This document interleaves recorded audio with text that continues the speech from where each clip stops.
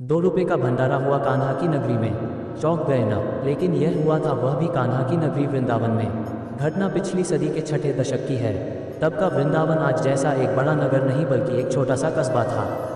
बांके बिहारी मंदिर के आसपास सिमटा हुआ। बाहर भी कुछ बड़े बड़े आश्रम बन गए थे। कस्बे के बाहरी भाग में एक छोटा सा आश्रम था। आश्रम क्या, कुटिया कह सकते हैं। 2 कमरे पक्के, जिसमें एक में गोविंद जी का पूजाघर और दूसरे कमरे में साधु महाराज अपने 2 शिष्यों के साथ रहते थे। एक टिन शेड का भंडार और रसोई घर था। कुछ झोपड़ियाँ थीं। संपत्ति के रूप में दान में मिली एक गौ माता थी। आश्रम की आय का साधन भिक्षाटन था। कभी कभार कोई भूला भटका यात्री आ जाता है, 1 रुपया 2 रुपया चढ़ा जाता था। इससे आश्रम का बाहरी खर्च चल जाता था। फिर भी संत जी 10 से 20 दिन दुखियों का भंडारा करते थे। इसी तरह चलता रहा। बरसात आ गई। कई दिनों तक पानी बरसता रहा। कोई भिक्षाटन के लिए बाहर निकल नहीं सका।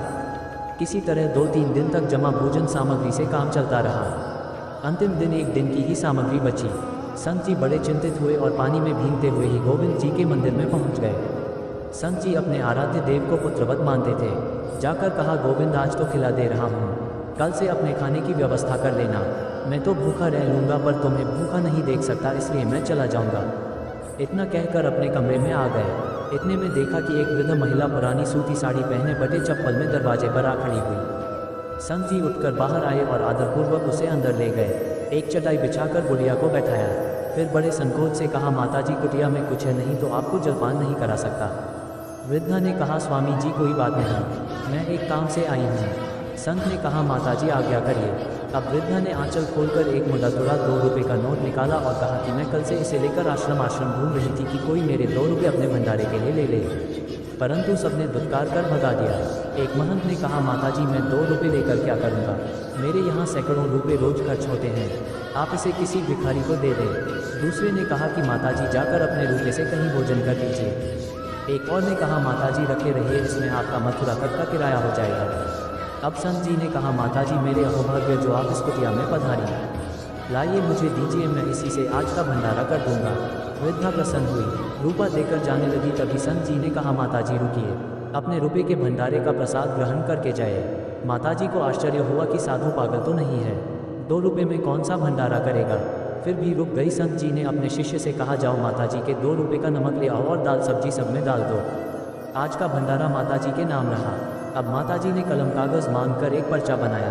40 बोरा गेहूँ, 40 बोरा चावल, 5 कुंटल चीनी, 50 बोरा आलू, 5 टिन देशी घी, 5 टिन सरसों का तेल, 40 किलो मसाला, 40 किलो सूखा मेवा, 50 कुंटल सूखी लकड़ी। इतना लिखकर बाहर खड़े अपने नौकर से कहा कि इसे लेकर धर्मशाला में चले जाओ और मेरे बेटे से कह दो कि इतना सामान इस कुटिया में पहुंचवा दे। उस दिन समय नहीं था तो दूसरे दिन सब सामान लेकर माताजी अपने बेटे के साथ अपनी कार से कुटिया में पहुँच गई। संत जी आश्चर्य में पड़ गए। पूछा कि माताजी आप हैं कौन। बेटे ने परिचय दिया, हम जयपुर के बड़े उद्योगपति हैं। माताजी की इच्छा थी कि किसी सच्चे साधु को खोजकर दान दे सकें। संत जी ने कहा, पर माताजी मेरे पास इतना सामान रखने का स्थान नहीं है। माताजी ने कहा, इसकी चिंता मत करें, जब तक आपका आश्रम बंद नहीं जाता यह सामान किराए के गोदाम में रखवा दे रही हूँ, बस आप ऐसे ही निष्प्रय बने रहें। बाद में बगल की 1 एकड़ ज़मीन खरीद कर बड़ा सा आश्रम बनवा दिया। आज वह एक बड़ा सा आश्रम में है। संत जी नहीं रहे। दूसरी तीसरी पीढ़ी चल रही है। बुंदेलखंड की अयोध्या है। ओरछा जहाँ के राजा है श्री राम, विश्व का अकेला मंदिर है जहाँ राम की पूजा राजा के रूप में होती है और उन्हें सूर्योदय के पूर्व और सूर्यास्त के पश्चात सलामी दी जाती है। ओरछा को दूसरी अयोध्या के रूप में मान्यता प्राप्त है। यहाँ पर राम राजा अपने बाल रूप में विराजमान हैं। यह जनश्रुति है कि श्री राम दिन में यहाँ तो रात्रि में अयोध्या विश्राम करते हैं। शयन आरती के पश्चात उनकी ज्योति हनुमान जी को सौंपी जाती है, जो रात्रि विश्राम के लिए उन्हें अयोध्या ले जाते हैं।